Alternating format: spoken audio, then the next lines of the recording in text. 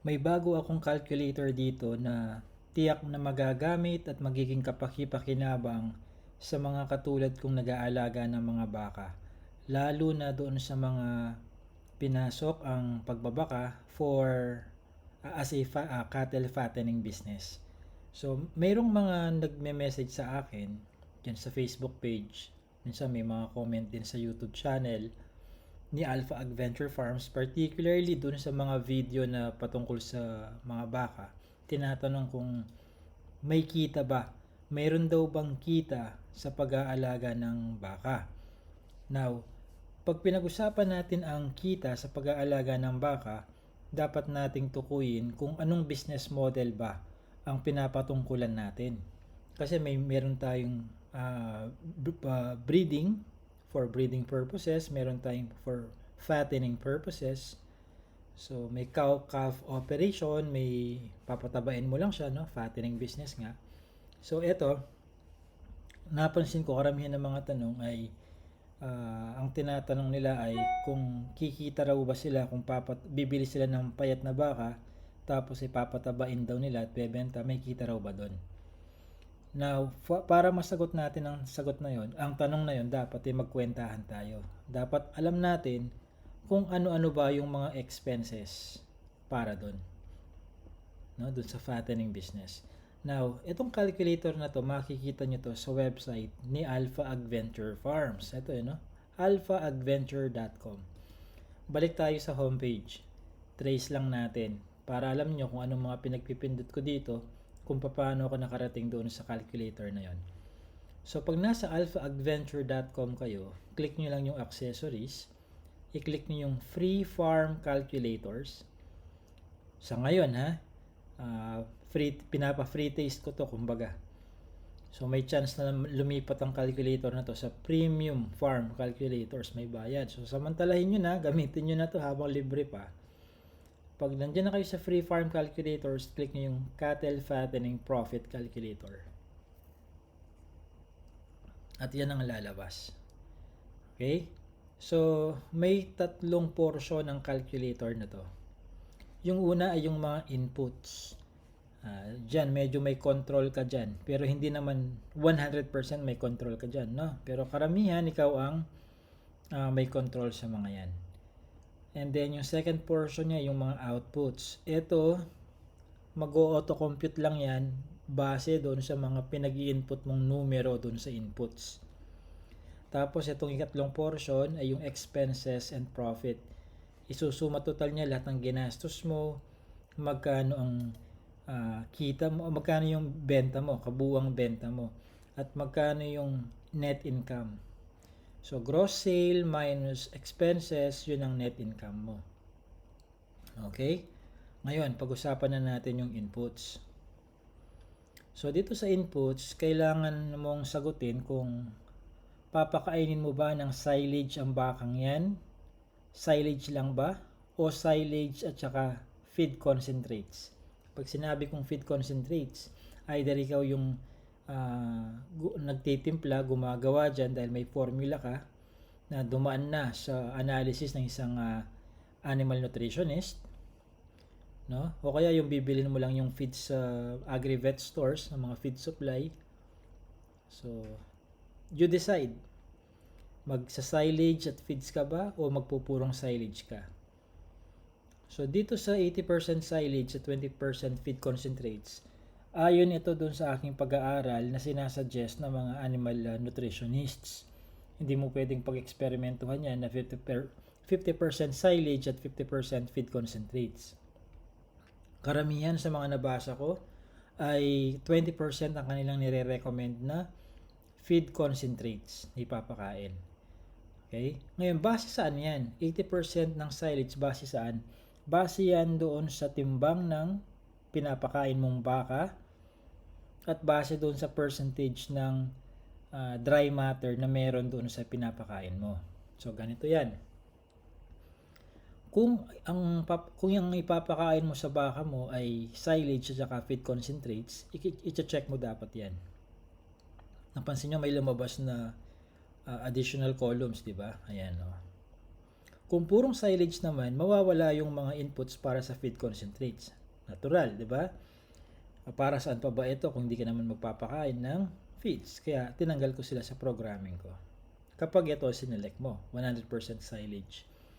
For simulations purposes, dun muna tayo sa 80% silage at saka 20% feed concentrates. Okay, naselect mo na. Next tayo na ito, acquisition cost. Huwag kayong mag-alala dahil maglalabas naman ng alert o reminder atong mga fields na to kung sakali man na nakakalimutan nyong mag-enter ng data o numero na hinihingi niyan, no? So halimbawa, no, pumunta ka dito sa next field nang hindi mo pa sinusuplayan ng sagot itong una, may lalabas na red marks na ganyan, no? Acquisition cost, para saan yan? Tungkol saan yan? Yan yung presyo ng baka na binili mo. So, yan, controlled mo na yan, no? So, pipili ka ng payat na baka but make sure na hindi siya payat dahil sa sakit. Baka dahil hindi mo siya makuhang mapataba at mamamatay yan, lusaw yung puhunan mo. So, acquisition cost, magkano mo bang nabili yung baka? Sa tatansyahin mo yan, usually mga 18-month-old yan o kaya mga 2 years old na. Fully developed na yung mga buto niya sa paa, no, para kakayanin na niya na i-contain o i-carry yung additional na body weight pag tumaba yan, no? Kaya kailangan 18 months minimum or at least 2 years old yung baka. So magkano mong nabili yung baka? Halimbawa nabili mo naswerte kay 40,000 mo lang na nabili halimbawa, no? Ayan. Lagyan na natin 45. Hindi nalalayo sa katotohanan, no? 45,000 pesos. Tapos entry weight, kailangan mong timbangin yan. Kung wala ka ng mga weighing scale na pangmalakihang alagang hayop, no? Pang kalabaw, pang kabayo, pang baka, pang baboy, kung wala ka nun, gamit ka ng medida. Meron akong video dun sa YouTube channel kung paano mo i-estimahin ang timbang ng baka gamit ng medida. Gamitin nyo itong search box dito sa website ni Alpha Adventure Farms. Type nyo lang medida. Okay, try natin ha. Medida. Lalabas yung video na yon kung saan doon ko tinuro kung paano mag-estima ng timbang ng kambing, baka, baboy, kabayo, ayan, mga yan, no? Gamit ang medida. Okay, panoorin nyo lang tong video na to. So, ibabalik ko doon. Entry weight. Anong timbang niya? Kunyari, mga nasa 300 kilos. Para lang may simulate natin to. Silage dry matter, mahalaga na alam ninyo. Ano ba yung dry matter ng silage na yan? Dito sa Alpha Adventure Farms, ang dry matter ng silage namin ay between 30 to 40%. Base yun, hindi dahil yun ang trip ko lang, kundi base yun sa pag-aaral ko din. Pinag-aralan ko kasi kung ano ba dapat yung minimum at maximum na moisture level ng silage bago mo ito i-cut at i-store, i-ferment, no? So sa pag-aaral ko, dapat ang moisture level niya ay between 60 to 70%. Kapag 60 to 70% ang moisture level ng silage mo, ng mais, ibig sabihin nun, 30 to 40% ang dry matter. Pag sinabing silage dyan, po pwedeng corn silage yan or Napier silage. Yun yung dahilan kung bakit hindi ko nilagay yung corn silage lang, kasi to give you the freedom to choose kung corn silage, magko-corn silage ka ba or Napier silage. So, lagay natin sa kagitna, 35% dry matter. Magkano yung silage na pinapakain mo? Kung ikaw ang may tanim ng mais, ikaw yung nanghingi ng mga stocks, no? Corn stalks or Napier, syempre ikaw rin ang magkakat nun, so makakamura ka doon kumpara doon sa kung bibili ka lang ng silage, no? Kaya minimum dyan 3 pesos per kilo, kasama na yung pinanggas mo sa pinanghakot mo, nagbayad ka ng mga tao na maghahakot, magkakat, ilalagay dun sa silage bunker mo o ilalagay sa mga drum or sako, safe na yung 3 pesos per kilo dyan. Pero kung bibili ka, halimbawa, bibili ka ng silage, no? Magkano mo bibilin yon per kilo? Yun ang i-input mo dyan. So, i-assume na lang natin na ikaw ang tagagawa ng silage mo. Lagay natin 4 pesos. No? 4 pesos na lang. Tapos, dahil ang pinili mo dito ay magpapakain ka ng silage at saka feed concentrates, kukwentahin din natin magkano per kilo yung feed concentrates mo ipapakain.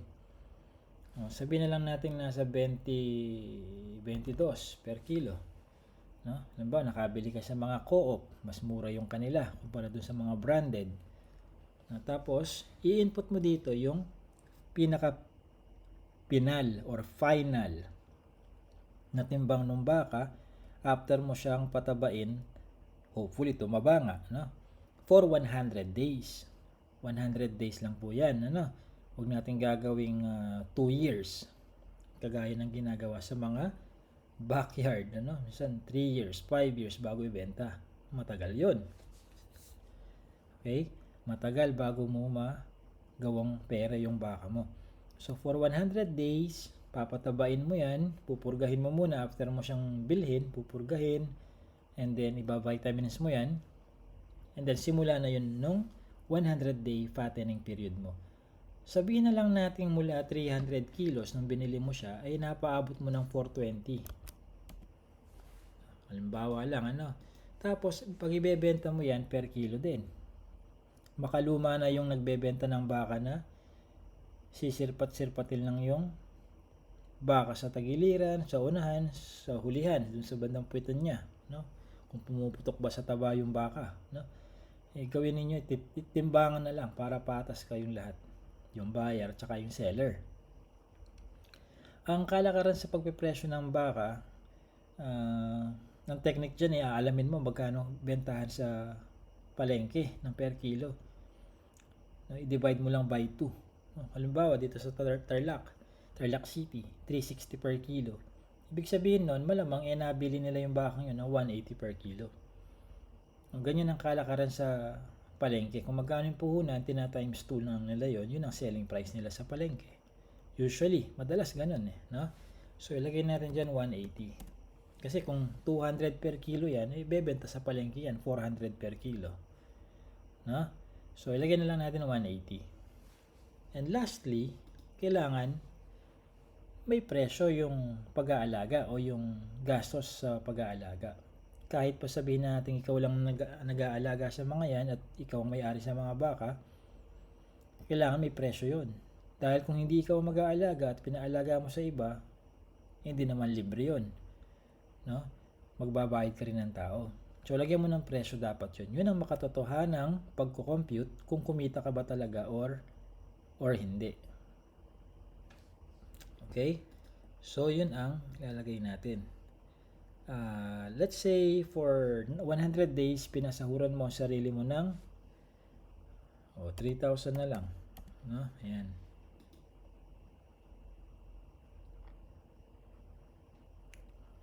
Okay, so ngayon dito sa output,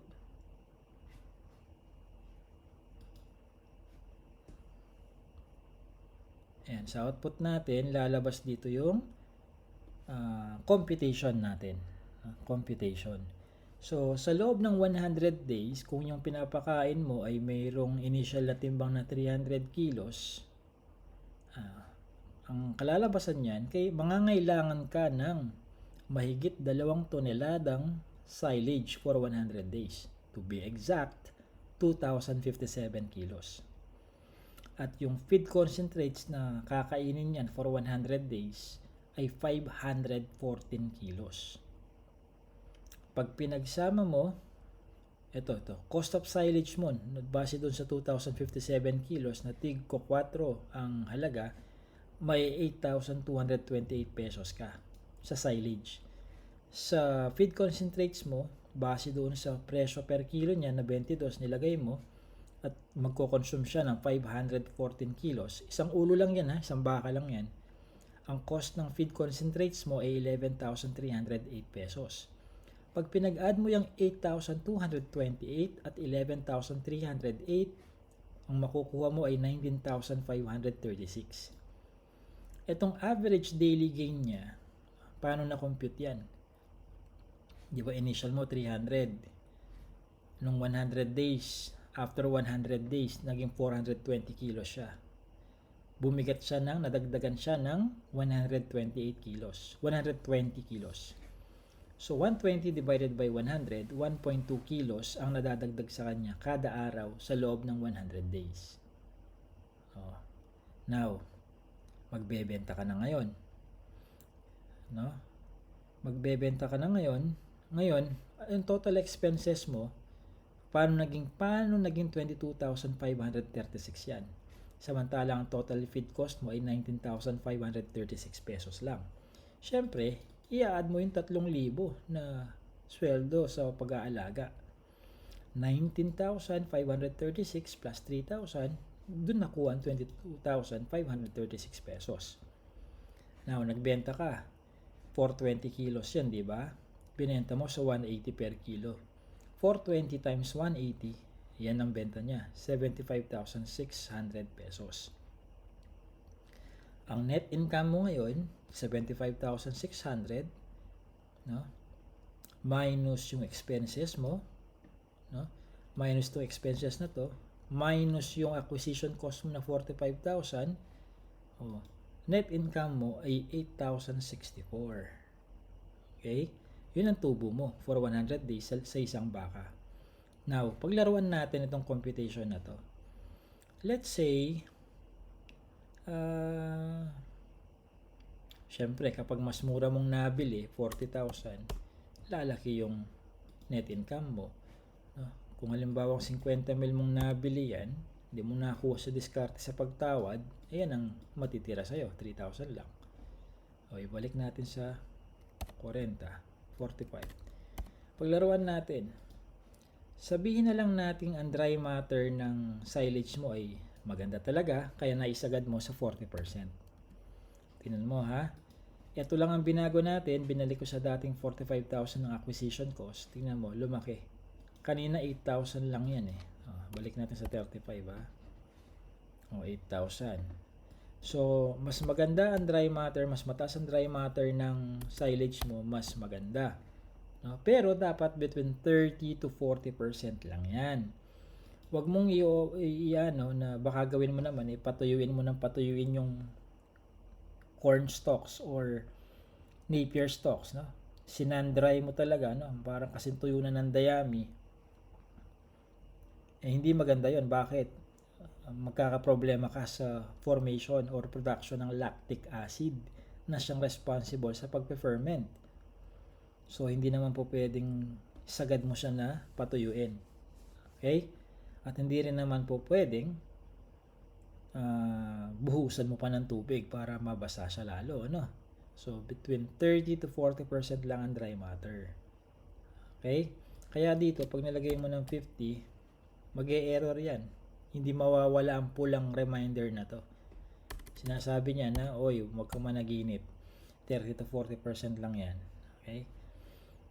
So, pero tumaas, di ba? So, nakikita nyo dito, mas maganda ang dry matter ng pinapakain nyo, mas gumaganda rin ang income ninyo.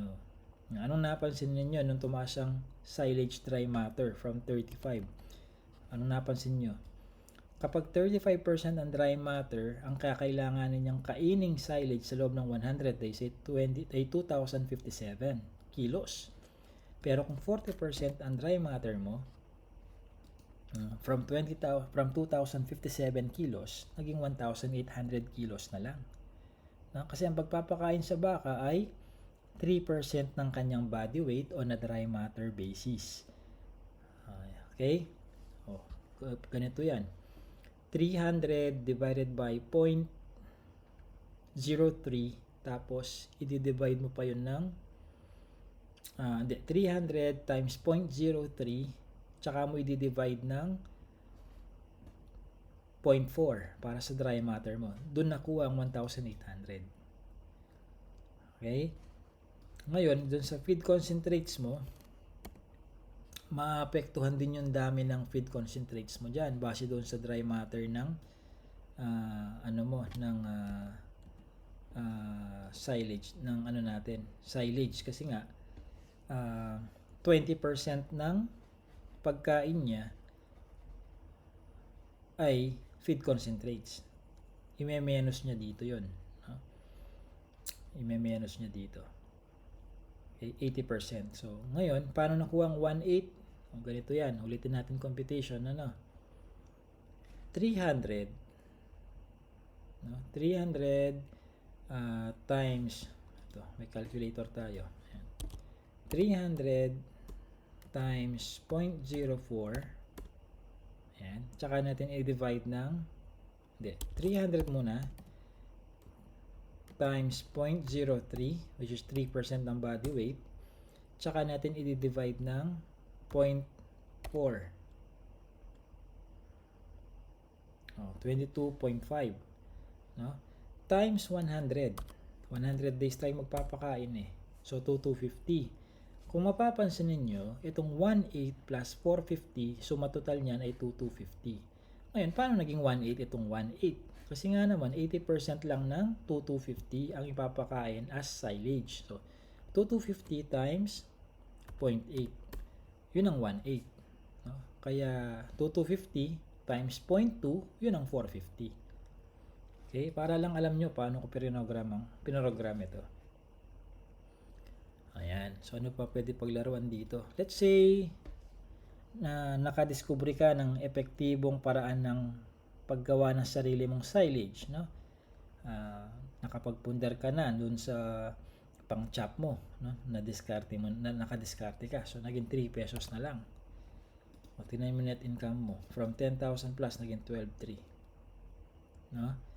Tapos, sa feed concentrates, nakakita ka ng ibang supplier na mas mura. O kaya, ikaw na lang din ang nagtitimpla. No? Napacheck mo na sa animal nutritionist, nakamenos ka rin. Raw materials na lang ang binibili mo. Let's say 20 pesos na lang, napababa mo ng 2, malaking bagay yon. Kaya ang net income mo ay 13,200. No? Balik natin sa 22. Kaninang 22 per kilo yan, 12,3.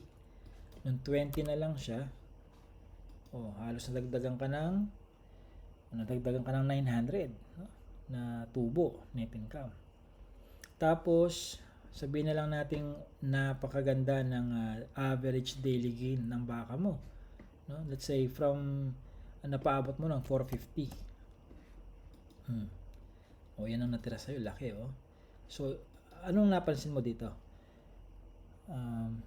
Yung efficiency malaking bagay din doon sa positive effect niya sa net income mo. Efficiency, ibig sabihin consistent ka doon sa oras ng pagpapakain at tama yung nutrition ng ipinapakain mo. Kasi kung consistent ka nga sa pagpapakain, alas 9, alas 3 ng umaga, alas 3 ng hapon, kahit consistent ka for 100 days, pero dayami lang ang pinapakain mo, hindi yan mag-a-average daily gain ng 1.5 kilos a day for 100 days. At hindi rin naman po pwedeng naka-silage ka, naka-feed concentrates ka, pero hindi ka consistent sa oras ng pagpapakain. May araw na alas 9 ka magpakain, may araw na alauna ng hapon ka na nagpapakain. Hindi rin makukuha ng baka o hindi mo makukuha yung average daily gain na ine-expect mo pagka inconsistent ka sa time of feeding. So, yung nutrition at saka time of feeding, mahalaga yung dalawang yan. Caretaker salary, dito kailangan talaga may presyo ka dito. Hindi mo pwedeng lagyan ng 100 na lang natin. I-remind ka, kailangan may value yan. At least 1,000. No? Kahit ikaw lang yan, lagyan mo ng presyo yung effort mo. Yun ang makatotohanan. Dahil kapag tinanggal mo sarili mo sa pag-aalaga at ibang tao nilagay mo dyan, hindi naman libre yun. Magbabayad ka rin lang naman talaga. So, might as well, ilagay mo na rin yung gastos mo sa pag-aalaga as a caretaker. Dito sa mga nasa baba, sa gitna, wala kang control dito dahil output ang mga to Base yan dun sa mga pinag-i-input mo dito. Okay, ngayon, Let's say, pinakain mo siya, 80% silage, 20% feed concentrates. May problema ka sa consistency, no? Alanganin yung mga oras ng pagpapakain mo. Tinatamad ka minsan, tinatanghali ka ng gising, patay kang bata ka doon. So, binili mo ng 300 kilos, ang ending niya 380 kilos lang. Ano kaya mangyayari sa kita mo? Meron ba kaya? Tingnan natin. 8,000. Meron pa. Diba? Papaano kung napabayaan talaga, naging 350. Asin 50 kilo lang na idagdag. Meron kang 2,600. No?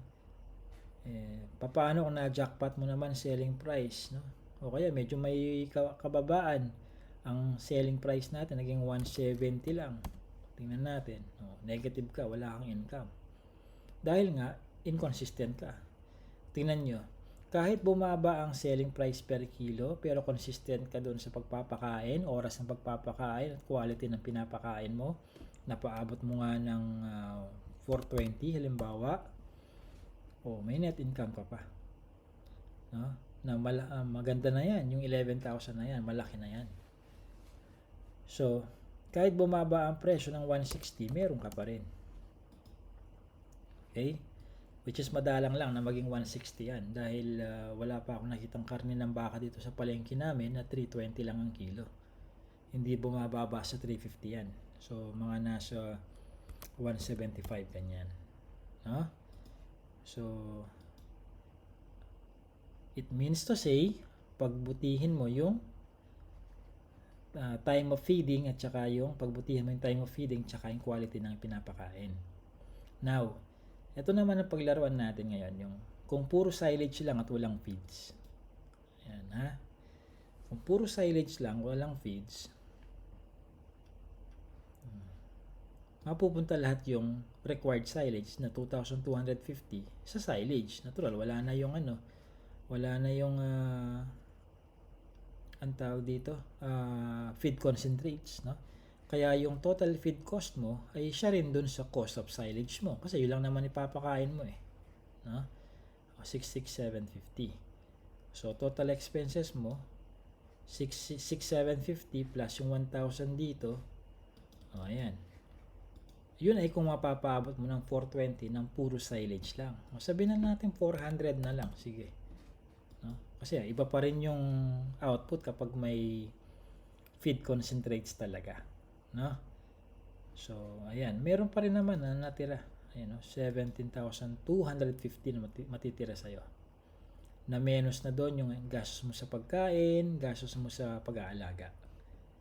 So, ito ang simulator na prinogram ko para sa inyo na nagbabalak na pasukin yung negosyo ng pagpapataba ng baka for 100 days.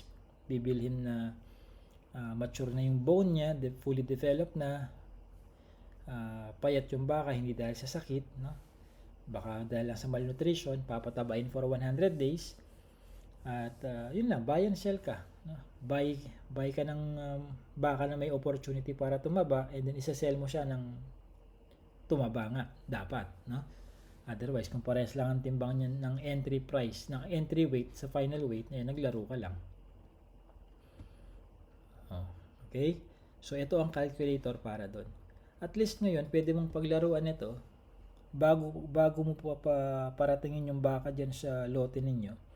Alam mo na paano dumiskarte. Kung ano ba yung pinoproject mong kikitain at higit na mas mahalaga is yung magkanong capital ba dapat meron ka.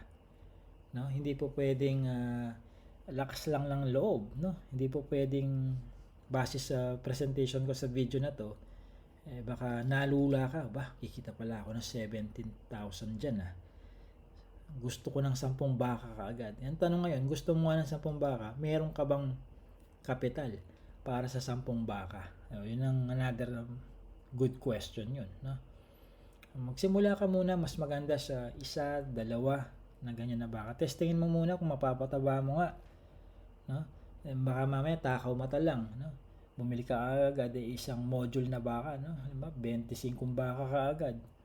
Kung may pambili ka nga, yung problema, hindi mo pa naman napatunayan na nasubukan na kaya mo nga patabain, yung baka na kung saan may kikitain ka pa rin. Baka tumaba nga 5 kilo lang naman na idagdag after 100 days. Patay ka na naman nandun. So, I hope magiging kapaki-pakinabang sa inyo itong calculator na program kong ito, no? Samantalahin nyo na habang libre pa ang paggamit nito. Alright? At doon sa mga kanina napunta tayo doon sa mga premium calculators, pasyalan nyo na rin ang mga to, baka hinahanap nyo rin ito no? Baka magamit nyo rin yan. Alright? So kung may question kayo, mag-comment lang kayo sa video na ito. At kung may sa tingin ninyo makakatulong, kung meron tayong idadagdag dito, i-comment nyo lang din. And then I'm going to analyze kung kadagdag-dagdag nga talaga siya. No? So, yun lang. This has been JC De Guzman of Alpha Adventure Farms. Thank you.